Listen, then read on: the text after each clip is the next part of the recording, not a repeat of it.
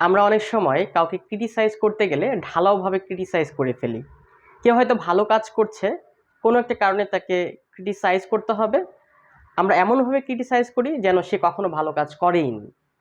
সেক্ষেত্রে একটা টিপস হলো, বার্গার মেথডে যদি আপনি কাউকে ক্রিটিসাইজ করেন, তাহলে সে তার ভুলটা বুঝতে পারবে এবং সে নিরুৎসাহীও হবে না।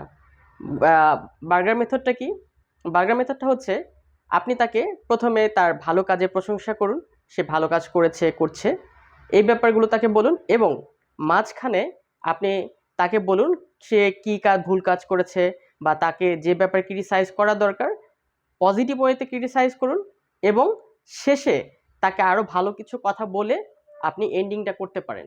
ভালো কিছু কথা বলতে আপনি সে যেন ক্রিটিসাইজটা যে কারণে করছেন সেই ভুলটা যেন আর না করে, বা কিভাবে সেই প্রবলেম বা সে যে কাজটা ভুল করেছে যার কারণে আপনি তাকে ক্রিটিসাইজ করছেন সেই কাজটা থেকে কিভাবে উতরাতে পারে সে ব্যাপারগুলো বলে আপনি কিন্তু তার ক্রিটিসিজমের অধ্যায়টা শেষ করতে পারেন।